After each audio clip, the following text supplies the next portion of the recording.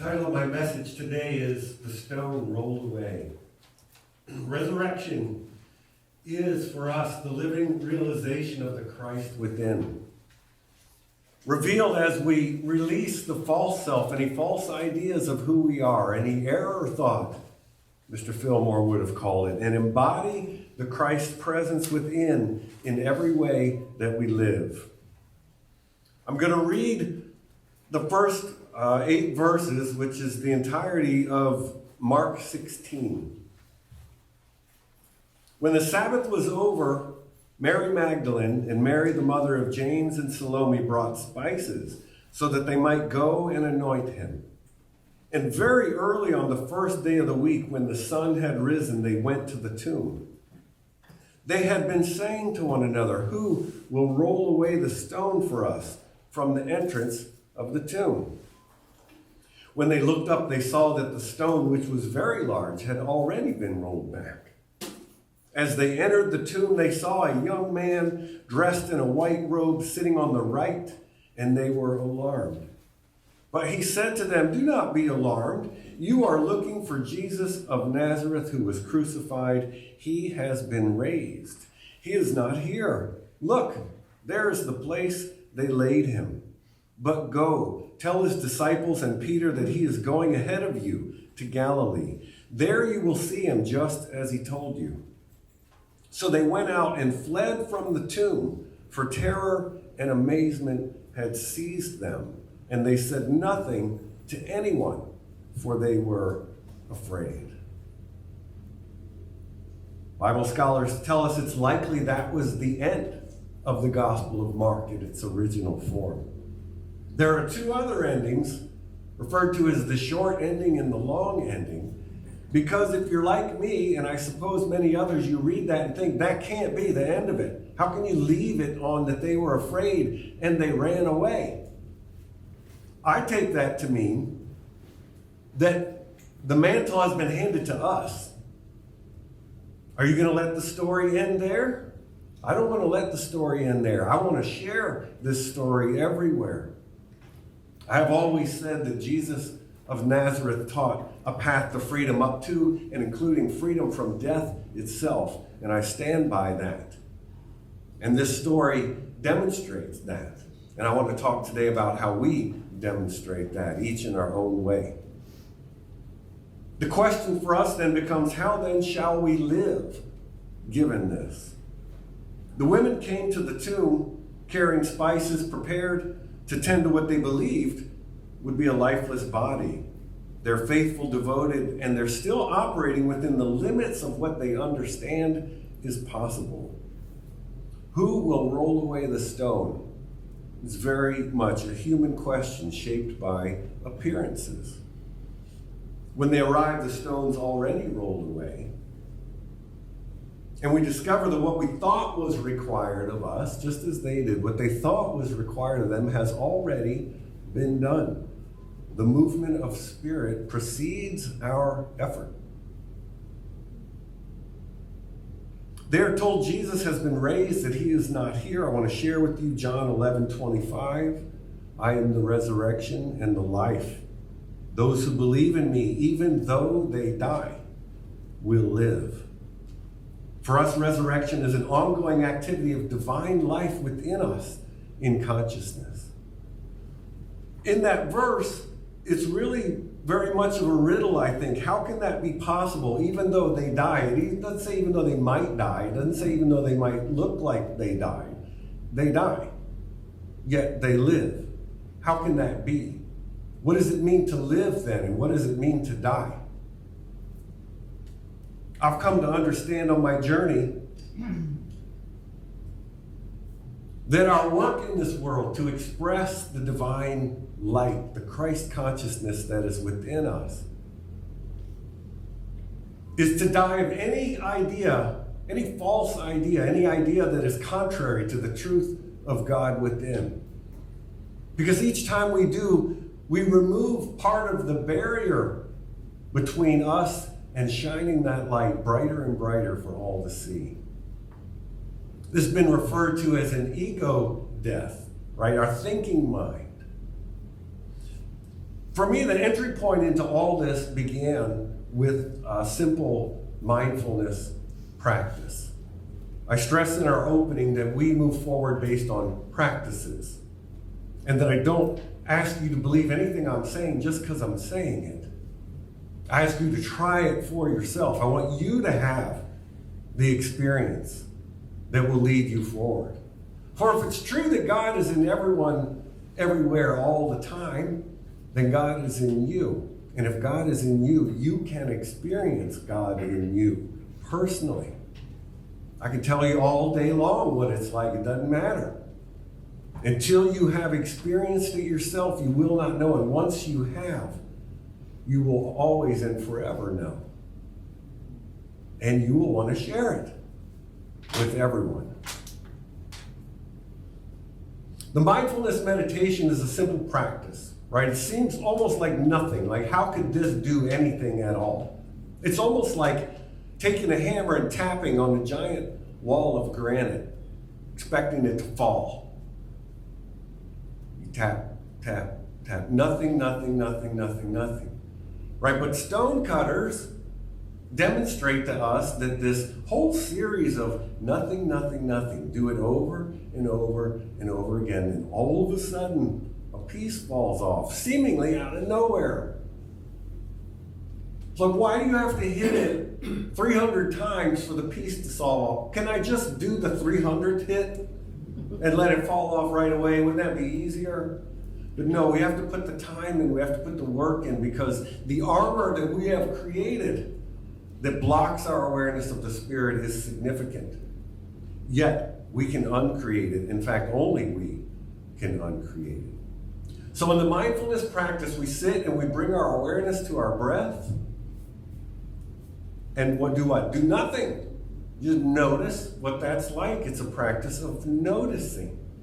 You notice what that's like.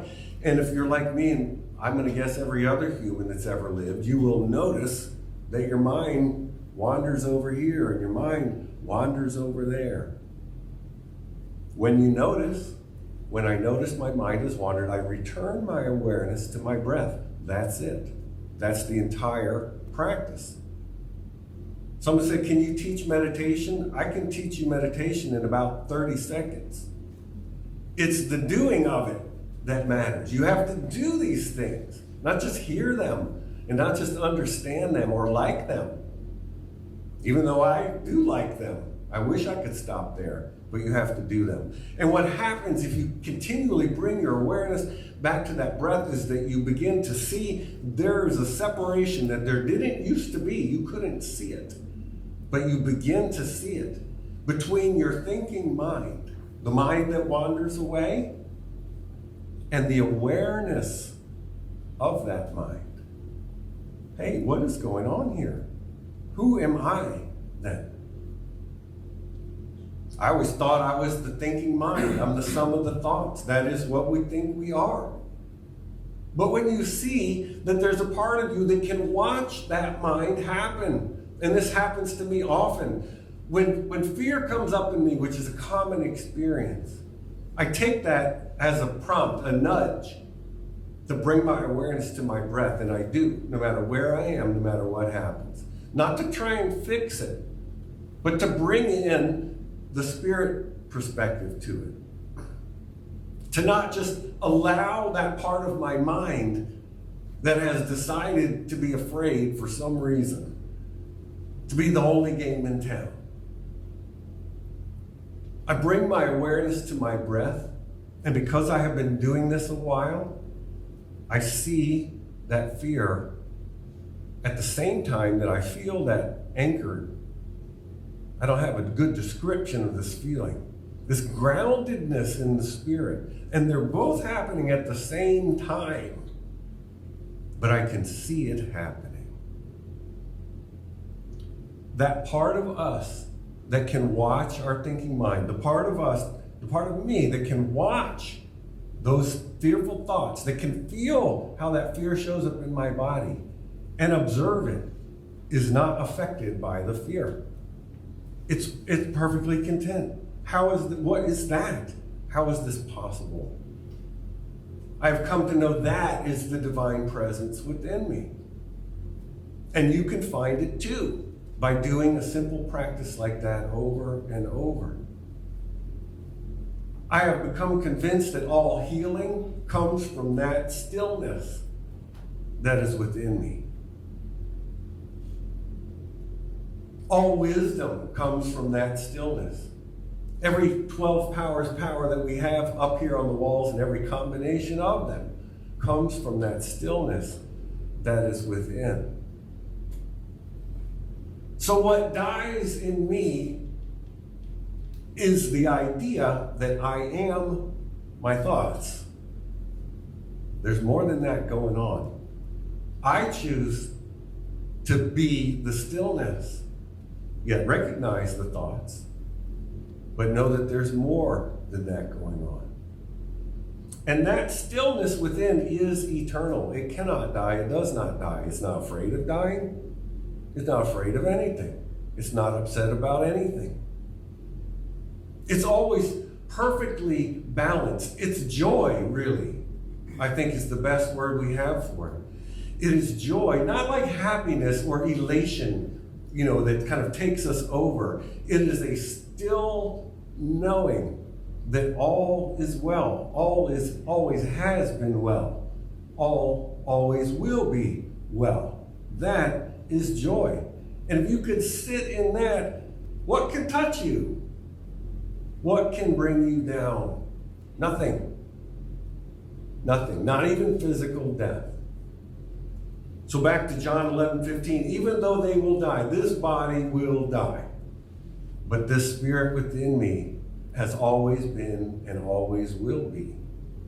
And I believe it is our task to find and recognize over and over and to live from that place within us, to take our guidance from that place within us.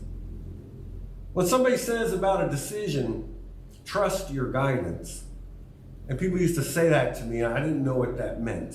I'd never heard that before, completely unaware of this concept of the divine within. Had not had that experience yet. It was a very odd thing to say. Well, what does that mean? Do I just kind of come up with my best idea and hope that that'll be okay? That's not it. I return to that still point, and I sit and I wait in that place. Continually coming back. Mind wanders away. It does that all the time. That doesn't matter. That's not a problem. It's not a problem unless I believe it. And then I get lost, but I choose to come back. And if I do that, some idea, some thought, some concept, some realization is probably the best word of the way forward will appear in me, and I will know what to do. That is our divine guidance that is within us. So when we look at this story of Jesus' death and resurrection, and this riddle that says, even though they die, they will live, this is a way to comprehend, to apprehend that, to live that message that I invite you to. I'm not saying that any other way of looking at it is right, wrong, or indifferent. I'm inviting you to add this to your way of seeing. Because I know if you do this, you will find that stillness within you, that Christ consciousness, that divine light. And once you see it, you can't unsee it. It's not possible. You can't unsee it. And you just keep coming back over and over. Unity co-founder Charles Fillmore taught that the second coming, the so-called second coming of Jesus, is the realization in each of us as individuals of that Christ presence within. I think Jesus knew that. I think he knew he was going to die. Of course he did. He's not an unintelligent person. He saw what was happening. He knew what was coming, and he prepared his followers. I will send a comforter. I will send the Holy Spirit. You can call this whatever you want. It's all God underneath it all. And it all is the very core of who we are. And our journey is to discover it and then to live and serve from that place. Not just to stop when we find it, but when you find it, you will be compelled to serve others in this world. That's just another clue to me that that is the Spirit that's guiding us along the way. When the women enter the tomb, the Gospel of Mark says terror and amazement had seized them. That is the threshold experience of transformation. If you've had a deep and profound healing, it was not a comfortable experience, I'm going to guess. When I've had it, it's been a profoundly uncomfortable experience. The ego dies hard. It does not go away without a fight. It will fight tooth and nail to hang on, because from the ego's point of view, it's going to be obliterated and not exist anymore because it does not know the Christ. It only knows itself. So there's a tremendous amount of fear and resistance. I've heard it said that I never let go of anything that didn't have claw marks on it. As me holding on for dear life to any sense of myself, any little piece of my constructed ego. So don't think that this is an easy process. It's not. It's not for the faint of heart. This is, in my opinion, the narrow gate. This is what almost none find. And if you do find it, I totally understand why you walk away. I'm not up for that. I get that. Because when we look inside of ourselves,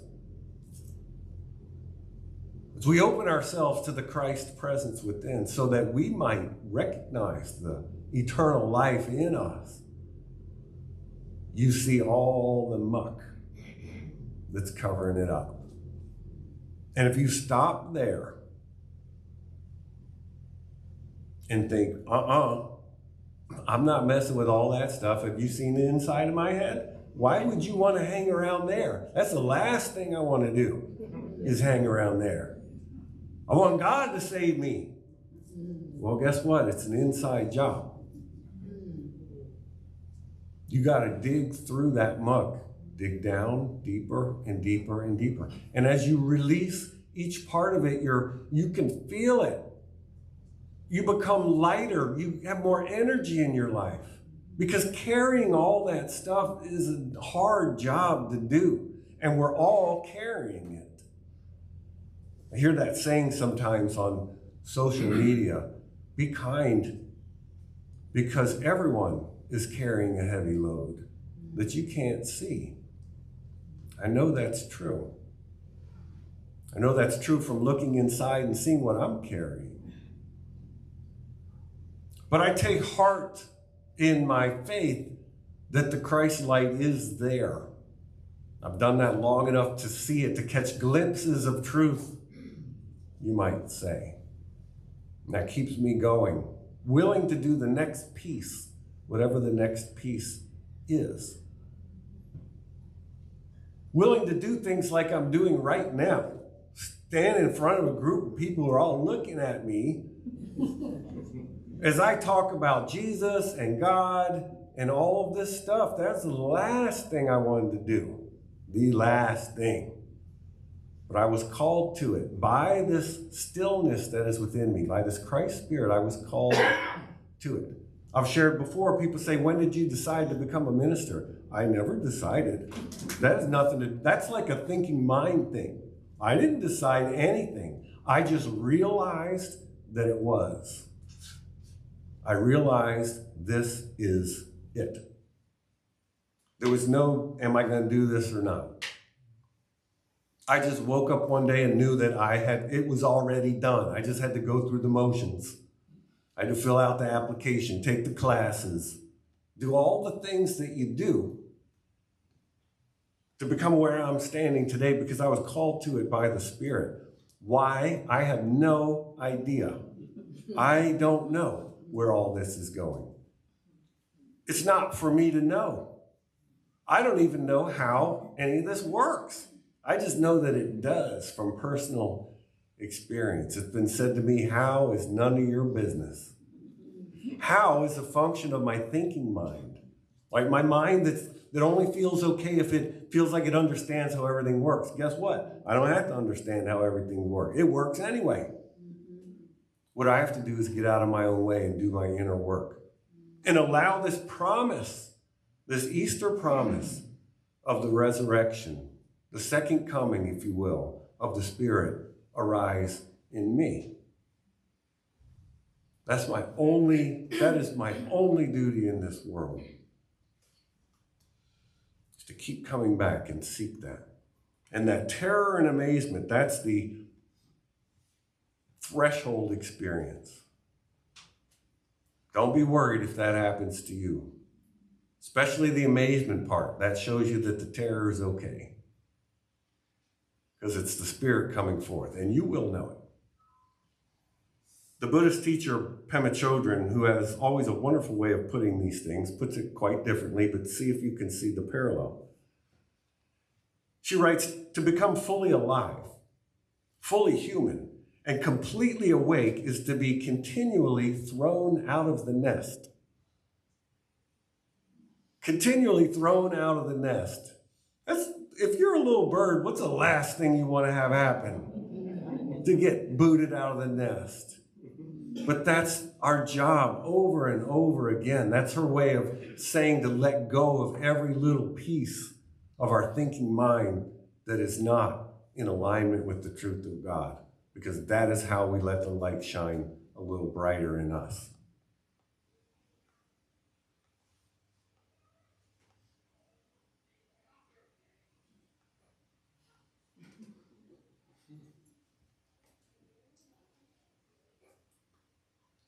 Richard Rohr, who's a modern-day Christian mystic, Catholic priest, writes in his book, The Universal Christ, which is a wonderful book, Christ is not Jesus' last name. All right, I was taught this in unity. Christ is a title, by the way. It means anointed one. Christ is not Jesus' last name. Christ is a universal presence that always has been, always will be, in every moment. There has never been a time when the Christ did not exist in this universe. We're just finding it in ourselves.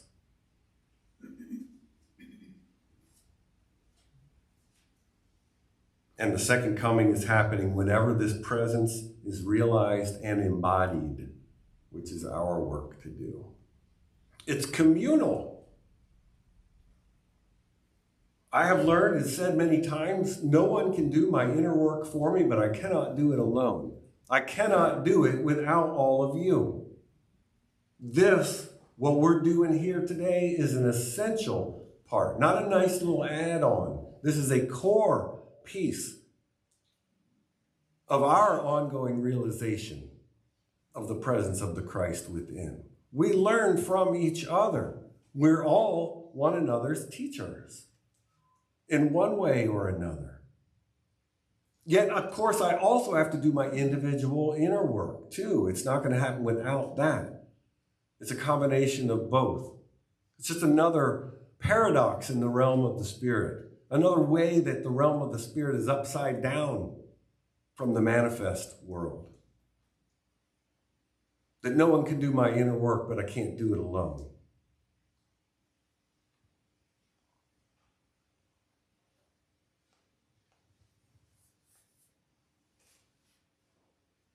How then shall we live? We turn to the Christ within and allow ourselves to be healed. That's a nice way of saying get out of the way. We release identification with the limited self and open ourselves to the life that is already present.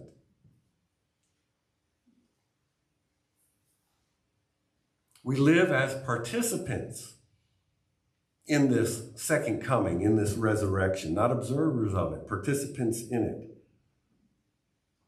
And as I always say, we do this through practices, a daily practice of turning within. I suggest a simple breath awareness, mindfulness meditation.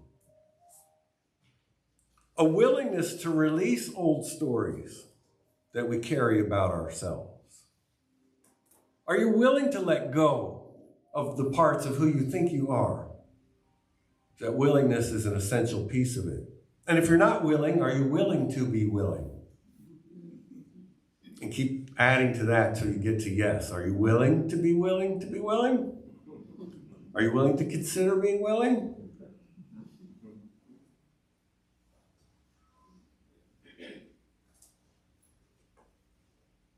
And a trust that life is already moving ahead of us and that what we seek is not only seeking us, but its work is already done in us, waiting for us to catch up. So I'm going to close with this affirmation. I'll read it and I ask us to read it together. By awareness of the living Christ within, I am made new, and in the power of divine love, I walk forward to serve. Together? By awareness of the living Christ within, I am made new, and in the power of divine love, I walk forward to serve.